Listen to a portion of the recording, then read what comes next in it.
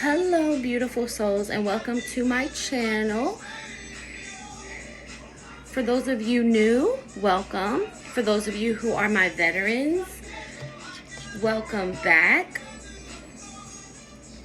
Hopefully I won't get copywritten for the music in the background. Yes, so this video is going to be about 12 signs that you are a Heyoka high priestess. Okay? And for those of you that don't know what a Heyoka is, let me see here. Please like, share, and subscribe if you haven't done so already. And so I heard this in a dream, a vision I had. I went to sleep with Native American flutes on, a meditation to go to sleep, and I immediately heard Heyoka. And I've seen Heyoka you know, on YouTube before. It's the most rarest type of empath, and there's a lot of things online that aren't necessarily true, but Heyoka is also part of the Native American tribes. It's a kind of sacred clown in the culture of Lakota and Dakota people of the Great Plains of North America. Hold on, fatty. Stop. Here. Eat it. Okay. And yeah, so it's also the rarest type of empath and the most powerful. Also, Heyoka Blu-ray is also kind of what this video is about. The main focus, though, in this particular video is about the Heyoka High Priestess.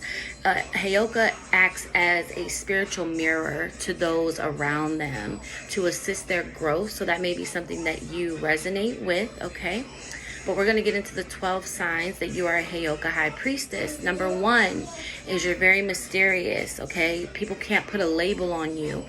You just have this dark, alluring energy. You know, you may look people in the eyes and look directly into their soul, okay? Number 2, intimidating, especially to your partner or in relationships. Hold on. Okay, sorry, I heard my daughter scream. She saw a bug. Okay, so very intimidating to your partner, even to other people. And some of you may like question it, like even maybe other people have even told you, you know, your man's intimidated by your power, by whatever it is that you possess, right?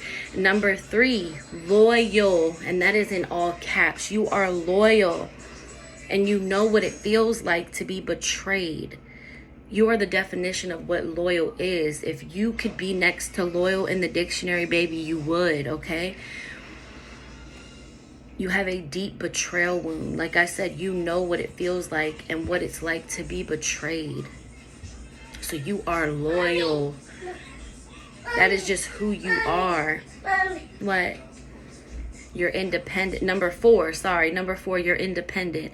Now for some of you, you may be on your way, being initiated into becoming a Heyoka High Priestess. Some of you might just be at the beginning stages. You may be a disempowered Heyoka, you know, a disempowered empath who may be in a stage of trying to purge, you know, narcissistic family members and the way you were brought up.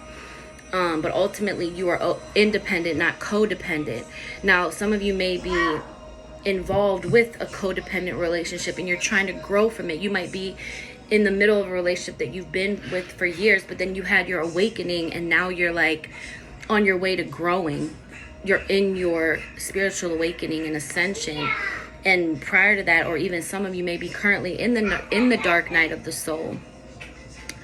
Number 5, non-judgmental, because you've been judged your whole life by people, by family members, by your friends, people that were closest to you. So you are non-judgmental. You have such a caring heart for other people. You don't judge people based on how they look. You know, like you're just non-judgmental. And people can't figure you out, and you've been envied your whole life. So like you're the type that is just not non-judgmental at all. And number 6, she is defined by her boundaries and her standards. Again, this is something that some of you are coming into. This high priestess, Heyoka high priestess, is dormant within your genetic makeup, within your blueprint, within your DNA. And you just have to tap into it on whatever part of the journey you're on. You just have to wait for your time. We're all on different timelines. What? Goodness, what is that? The second interruption, and I haven't even got past like 6 minutes. Bear with me, guys. This is something that I'm trying to, get through and trying to get in where I fit in. For those of you who know me, I just had a baby boy, a little over a year ago, and then I have a daughter who's 3.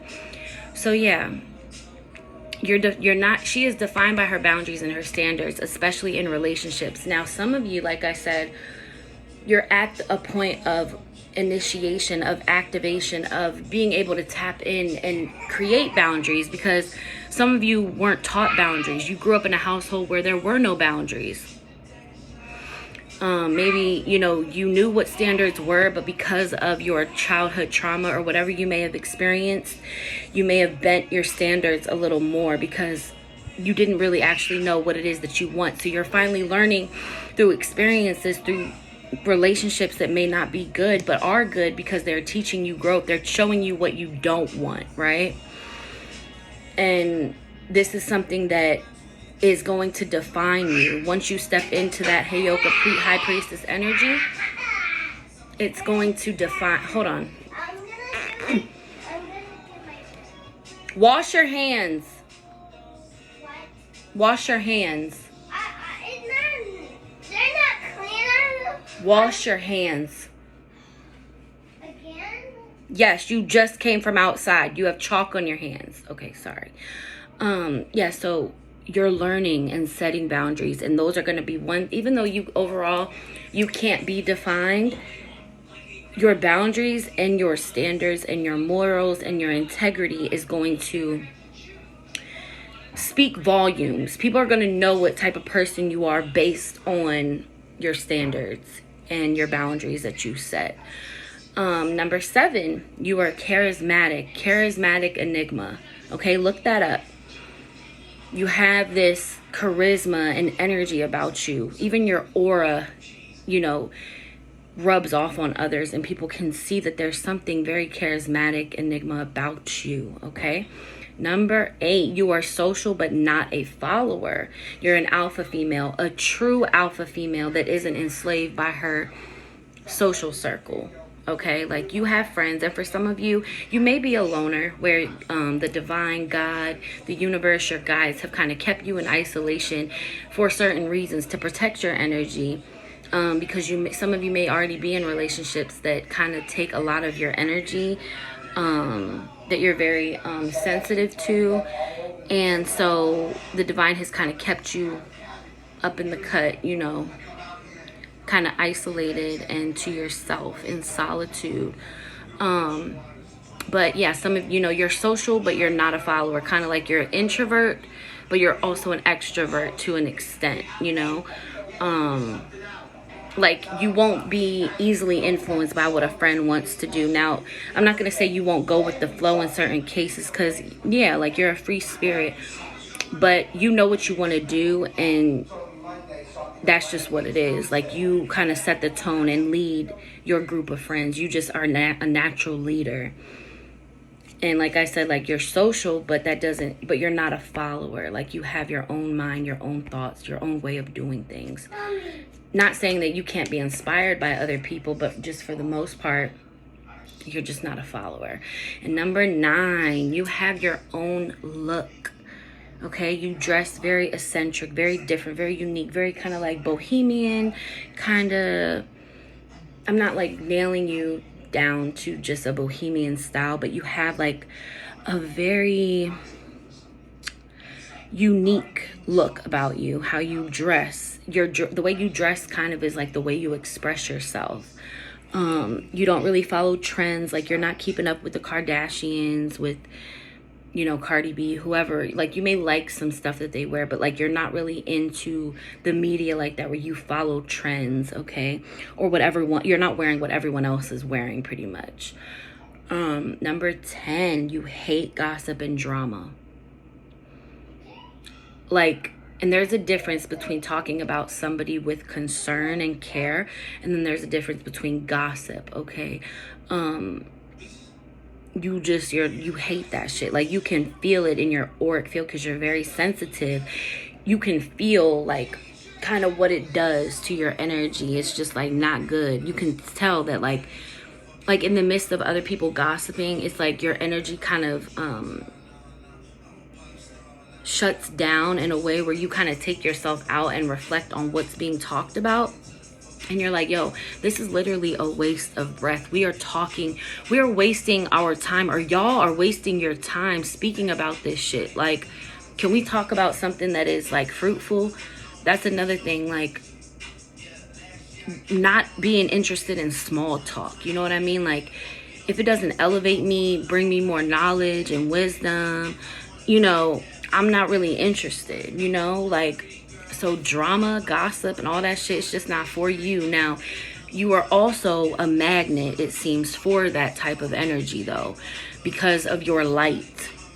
It's kind of like a moth to a flame type of scenario. Like, even though you're not, you hate this type of shit, you hate gossip and drama, sometimes if you don't seclude yourself and go into solitude, and even when you are and you don't fuck with many people, excuse my language, when you barely fuck with people, you don't really have many friends, drama still be trying to seep its way into your life, whether it's through your partner, kids if you have them, you know, other family members, like whatever it could be, at work, you know, in the parking lot at Walmart, whatever it may be. Like, you, even if you seclude yourself and you're alone, you see that like hate and drama and lower vibrational energies try to squeeze into your life some way, somehow.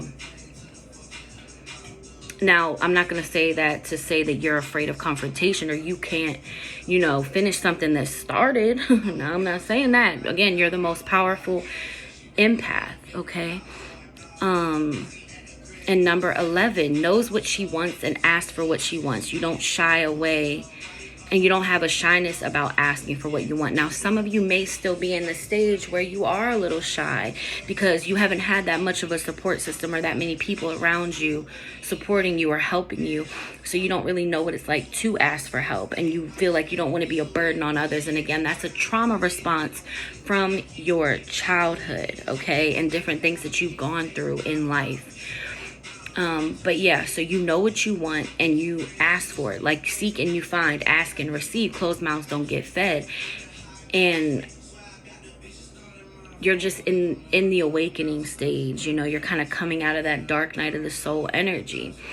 And finally, last but not least, number 12 sign that you are a Heyoka high priestess, or coming on your way to stepping into that role, that natural feminine, divine feminine energy that's already within you.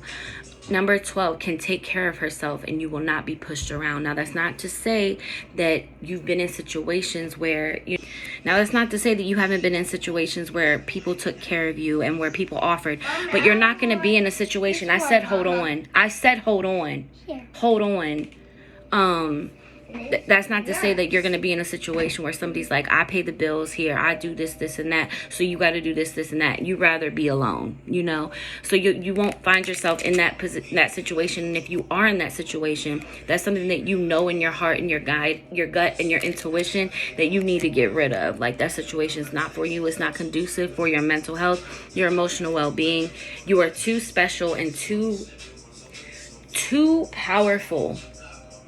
Okay, so those are the 12 signs that you are a Heyoka high priestess. I'm going to be doing more videos about the Heyoka empath and the blue ray Heyoka. And if you are here on this video, then clearly you were drawn to it for a reason. And if you have any questions, please leave it in the comments. And if you're interested in any services, please click the link in the description box below. I love each and every one of you. Please like, share, and subscribe. And I will see you guys in my next video. Bye.